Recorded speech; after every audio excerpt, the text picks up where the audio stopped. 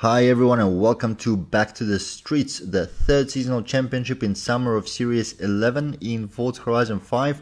This one is street racing and the cars for it need to be made before 1960 in B class. So I'm driving this Mercedes 300 SL and there's a teammate in front of me in Auto Union. That's a horrible mistake if you ask me, but well, who am I to judge somebody else's choices? There's a lot of carnage all around me. Everybody seemed to have smashed into each other. I don't think any car behind me actually avoided collision, so somehow I survived most of it, and that places me conveniently in the first spot. The whole damage I got is a couple of wall taps.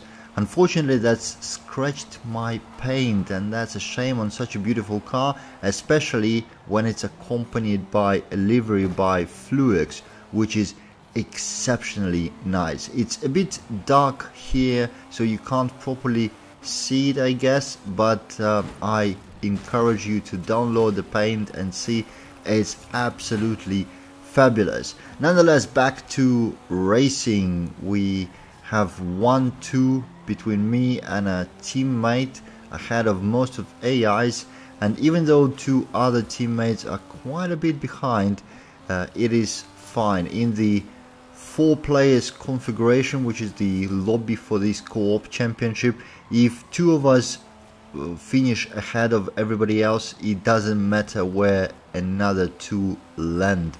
That's just enough points, by 50 points, to win over AI. So as long as we maintain this order, we are safe. But obviously, if I or my teammate miss a checkpoint or start losing positions for any reason, that's not gonna be good news. I don't expect to be losing positions really. My Mercedes 300 SL performs so well that there is a huge gap between me and everything else on the track. You can see nobody else is actually even visible on the map anymore, and that's thanks to the tune I'm using, which I highly recommend. It's fast, it feels super light, the car handles exceptionally well, which is not very usual for the really old cars, the vintage cars. They usually drive like boats, really. But yeah, I still managed to smash into NPC traffic here, not as badly as the crashes in the beginning of the race, but well, nobody survives that, I guess. Anyways, we are nicely cruising to the end of the first race. One of the teammates lost a position and is now very last, but as I said, as long as we maintain this 1-2, it doesn't matter, and I bet that's the guy in the Auto Union. The problem with those really old racers is they all have very narrow tires, which means all the power you put in the car has no tire grip to translate into the road performance, and they are super difficult to drive. I can't really drive any of those cars, at least in a way that gives me any pleasure. Anyways, that's the race number 1 done. Hopefully the second one is going to be as nice as this one. Let's go. Oh, there's some foggy weather here, or at least it looks like fog, and I should stop saying hopefully the next race is gonna be as easy, because lately that rarely was the case. We failed a number of races. You can see this Auto Union guy is struggling again to even take off, and yeah, the cars, those old cars, they look fabulous. They really nice to look at, but they are horrible to drive, especially any proper steering in them. You need to brake super early to position your car, and then feather your throttle to actually control the car into some kind of out of the corner performance. Yeah, not my choice.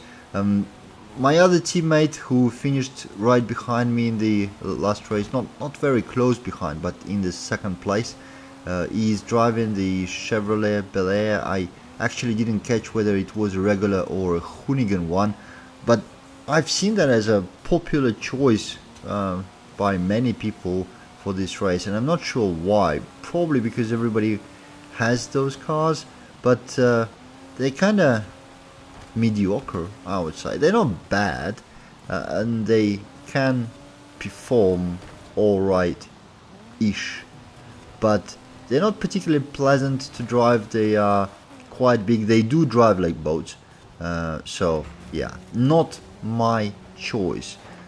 This Mercasal is a pure pleasure. Now, looking at the scoring, I actually don't like what I see. So it looks like I need to start crashing into this AI and trying to slow them down. Unfortunately, there's two of them attacking me at the same time, and there's not a whole lot of race left to go. So hopefully I can slow them just enough for somebody to catch up, but that doesn't seem to be the case.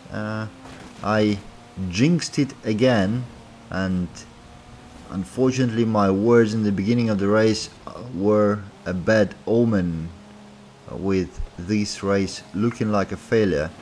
See, when they attack you like this, sandwiching from both sides, it's really hard to keep them from overtaking you, and it doesn't look like that's gonna make any difference. Nobody from my team is catching up, so here we are, winning the race personally, but losing it as a team. Probably the worst combination you ever want to see, because we race as a team, we win as a team, and we lose as a team. This first place doesn't matter at all. So some precautions and contingencies to be done in the next race. Hopefully we'll recover from this performance here in Las Laderas. How are we starting? Okay, dead last. That's okay. That doesn't matter really. I'm gonna probably pass half the field before the first corner, but let's see. Off we go, passing that Bel Air. I'm not sure if they forgot to start or just oh, that's the stock Bel Air, guys. So yeah, that's terrible. Okay, halfway through the field in the beginning, at least one of our teammates is up ahead, so that is good. One is right behind us. As long as they stay somewhere in the middle of the pack, that's gonna make our life easy. And one is in the front, so yeah, very nice. Okay, passing a whole bunch in one corner. Unfortunately, our teammate has lost the position, so but still not a catastrophe. We're up in first, shortly after 1/4 of the race. Some NPC traffic to evade. Here is our teammate. Let's get him in front of us and then control AIs, because what I don't want is any surprises. You can see both of our other teammates are dead last again, and the one in front has some interesting way of going through the corners, way wide, which means very slow, and that means I don't really want to be ahead while he loses, or she loses any positions to AIs. So I'm gonna stick behind this Chevy and just control the pace of AIs behind me to make sure they don't come close, and if my teammate ahead makes a mistake or something else, then we have time to recover. But so far so good. Again, you see another really wide corner with a very slow recovery. I'm almost completely off throttle to stay behind intentionally, but yeah, I don't want to get ahead to avoid any collisions as well. So let's bring this home as is. And oh wow, that's what I was talking about. A huge detour into the forest and a tree. So now we're gonna let them ahead again, but keep the AIs at bay. Right, Luckily in the dark you can see the headlights, so they point where AI is going to be attacking you, and that makes it a little bit easier to block them. But we successfully completed the mission. 1-2 from Team Humans, and the fact that the other two teammates are dead last doesn't matter. We are ahead of AI by 50 points. That was fun racing, not quite the way I like it, but yeah, we don't always get to choose how the team composition is made. I hope you enjoyed the view, the car and the tune and the paint recommendation. Thank you for watching. I'll see you in the next one.